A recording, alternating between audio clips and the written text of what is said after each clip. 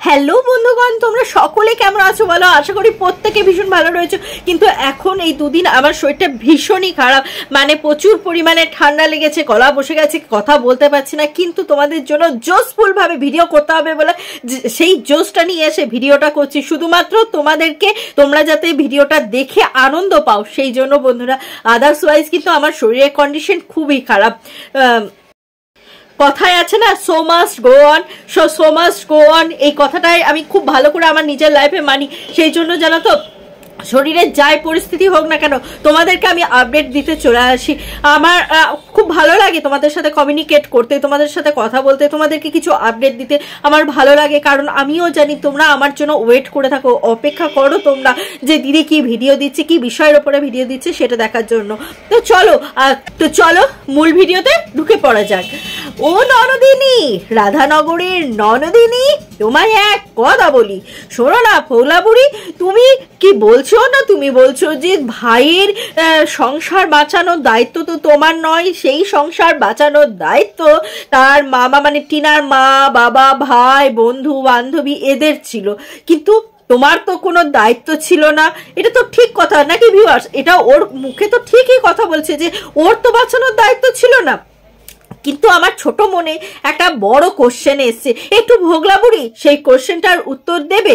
যে সেই কোশ্চেনটা হচ্ছে যে ভাইয়ের এত দায়িত্ব নিয়েছো যে ভাইয়ের সংসার বাঁচানোর দায়িত্বটা তুমি নিতে পারলে না, তাহলে দিদি হিসাবে করলেটা কি? দিদি হিসাবে শুধু ধ্বংস করে গেলে। দেখো কত দায়িত্ব নিয়েছো তুমি, দায়িত্ব নিয়ে দেখো একজনের চ্যানেলে স্ট্রাইক মারা করালে, তার মানে কত তোমার পাওয়ার, কতটা তুমি ছড়ি ঘোরাও ভাইয়ের মাথার ওপরে, সেটা তো বিশ্বাস করতেই হবে, তাই নয় কি? তারপর দেখো তুমি তোমার মেয়ে, ঘর, বর নিয়ে চিন্তা ভাবনা নাই, যত চিন্তা ভাবনা তোমার ভাইকে নিয়ে, ভাইয়ের সংসার নিয়ে, ভাইয়ের সাথে কোথায় ঘুরতে যাব সেই নিয়ে, কোথায় গিয়ে কি খাবো সেই নিয়ে, কত কে কি দিল ভাইকে কে কি দিল সেটা কতক্ষণে পৌঁছাবো, সেখান থেকে আমার কতটা ইনকাম হবে, এই সমস্ত বিষয় নিয়ে তোমার যত চিন্তা।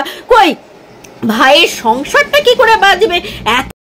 এত তুমি ভাইপো দরদি, তা তুমি যখন এত ভাইপো দরদি, তা তোমাকে একটা কথা বলি, তা ভাইপো যে মা ছাড়া, দুধের শিশু মা ছাড়া সে ভালো থাকবে না, তা তুমি ভাইয়ের মাথার উপরে ছড়ি কুড়িয়ে যখন অন্যের চ্যানেলে স্ট্রাইক দিতে পারো, তাহলে তোমার সেই ক্ষমতাও রয়েছে যে তোমার এত পাওয়ার যে তুমি ভাইয়ের মাথায় ছড়ি ঘুরিয়ে অন্যের চ্যানেল তুমি স্ট্রাইক দিতে পারো।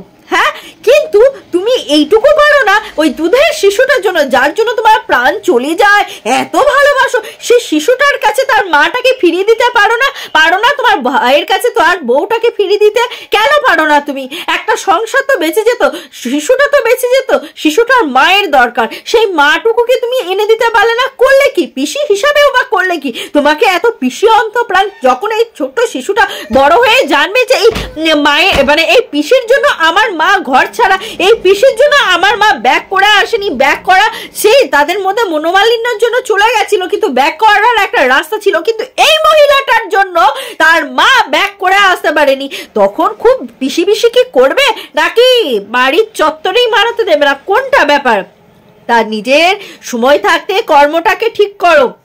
সবাই পয়সা ইনকাম করতে এসেছি, এটা ঠিক কথা, কিন্তু পয়সার কাছে ছোট্ট ছেলের মানবিকতাটা কি তোমার কাছে আগে নয়? ছোট্ট ছেলেটা যে কি নিয়ে বেঁচে থাকবে, কোনটার দ্বারা বেঁচে থাকবে, তার এখন কোনটা জরুরত? তার আগে এখন খাট, বিছানা, আসবাবপত্র, দামি জিনিসপত্রের দরকার নেই পিসি, তার আগে দরকার তার মায়ের, বুঝলে পিসি? তার আগে দরকার তার মায়ের। তা সেই মাটাকে তুমি তার কাছে এনে দিতে পারছো না, বাদ বাকি সবই করতে পারছো, ইচ্ছা থাকলে না উপায় হয়, তুমি সেই ইচ্ছাটাই করতে পারছো না, কারণ তুমি সংসার বাঁচাতে হয় কিভাবে সেটাই জানো না, সবসময় সংসারটা ভাঙলে চলে না, যার সংসারে গেছো সেটাই ভেঙেছো। দেখো ওখানে রিমিদের ব্যাপার হলো তার সংসারটা ভাঙলে, এখানে ব্যাপারটা হলো এই হাফ লেডি সার্টিনার তাদের সংসার ভাঙলে। এবার তুমি বলবে যে যখন ঝামেলা লেগেছে তারপরে আমি গেছি। আরে বাবা, ঝামেলা লাগার পরই তো মানুষজন যায়, তারপর সেটাকে মিলমিশ করে দেয়। আর তুমি সেটাকে কি করলে? মিলমিশ তো করলে না, বরঞ্চ ফাঁকটা আরো, দূরত্বটাকে আরো বাড়িয়ে দিলে।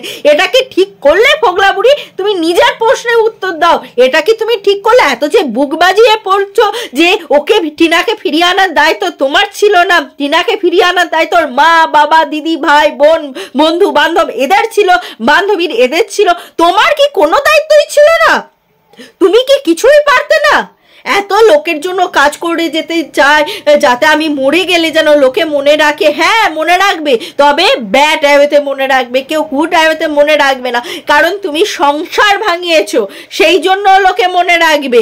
বিশ্বাস করো, একটা দুধের শিশুকে তার মায়ের কাছ থেকে দূর করেছো, তার বাবার আর তার মায়ের মধ্যে ঝামেলা হয়েছিল বললে তার মা দূরত্বে থাকছিল, ঠিক আছে, কিন্তু সেই ঝামেলাটা মিটিয়ে তাদের মধ্যে তুমি যদি তাকে তার দুধের শিশুর কাছে তার মাটাকে এনে দিতে পারতে, তাহলে জানতাম সত্যিই তুমি পিসির মতন কাজ করেছো, সত্যিই তুমি ননদের মতন কাজ করেছো, সত্যিই তুমি দিদির মতন কাজ করেছো। কিন্তু তুমি কোনোটাই করনি, তুমি কোনোটাই করনি।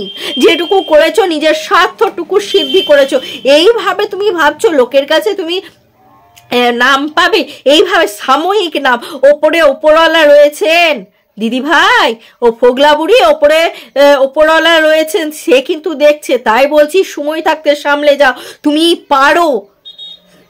তুমি পারো করতে, কিন্তু তুমি করলে না। এই আফসোস তোমাকে কিন্তু সারা জীবন কুড়ে কুড়ে খাবে। তুমি ভুল করেছো, বড্ড বড় ভুল করেছো। এই ভুলের মাপ হয় না, তুমি যে ভুল করেছো তার মাপ হয় না। অন্ততপক্ষে এখানে তো কোনো মাফই হয় না। যদি তুমি তাকে তার মায়ের কাছে ফিরিয়ে দিতে পারতে তাহলে তার মাপটা হতো, কিন্তু তুমি সেটা করলে না। তার জন্য তুমি হচ্ছ মহাপাপী। আর এই সমস্ত মহাপাপীদেরকে মনে করছো মানুষজন মনে রাখবে? এইভাবে মানুষজনের মনে তোমার থাকার খুব ইচ্ছা না? তাহলে ভালো কাজ করার চেষ্টা করো, সংসার ভাঙার নয়, সংসার গড়ার চেষ্টা করো। তো ভিউয়ার্স, তোমাদের মতামত অবশ্যই জানাবে। যারা আমার চ্যানেলে আজকে নতুন এসছো অবশ্যই চ্যানেলটা সাবস্ক্রাইব করে নিতে একদম ভুলবে না, কারণ তোমাদের সাপোর্ট ছাড়া আমি কিন্তু কখনোই সামনের দিকে এগিয়ে যেতে পারবো না। আর একটা কথা আমি সবসময় মনে রাখি যে জীবন আমাদেরকে সবসময় পরীক্ষা নেয়, জানো তো। এই যে আমার এখন শরীর খারাপ, আমি এখন ভিডিও দেওয়ার উপযুক্ত নই, তবুও তোমাদের জন্য ভিডিও দিচ্ছি। শুধুমাত্র আমি এটুকু মনে করি যে জীবন আমাদেরকে বিভিন্ন পরিস্থিতিতে আমাদের পরীক্ষা নেয়, যে কর্মটা করি না কেন সেটাতে পরীক্ষা নেয় যে আমরা এটা কি সত্যি লগনের সাহায্যে করছি না এটা জাস্ট টাইম পাস করছি, সেটাই ভগবান পরীক্ষা নেয়। তো আমি সবসময় আমার কাজকে ধর্ম হিসাবে মেনে নিয়ে আমি সেটাকে কিন্তু খুব ভালোবাসি। সেই জন্য জানো তো, যতই কষ্ট হোক না কেন, শুধুমাত্র তোমাদের মুখের দিকে তাকিয়ে আমাকে এই কাজগুলো করে যেতে হয়, কারণ এইভাবে নিরপেক্ষভাবে ভিডিও সকলে দেয় না, তোমাদের সামনে মিথ্যা আনা হয়। আর আমি কখনো যাইব না, আমাকে যে কজন ভিউয়ার্স দেখো, যে কজন সাবস্ক্রাইবার দেখো না কেন, আমি কখনোই চাইবো না যে আমার ভিউয়ার্সরা বা আমার সাবস্ক্রাইবাররা কোনো মিথ্যার অন্ধকারের মধ্যে থাকুক, সেটা কখনোই চাইবো না। তো ভিউয়ার্স, আজকের মতন আসি, আবার দেখা হবে তোমাদের সাথে। তো ফ্রেন্ডস, আজকের মতন আসি, আবার দেখা হবে তোমাদের সাথে নতুন একটা ভিডিও নিয়ে, নতুন একটা জোশের সাথে। ততক্ষণের জন্য টাটা।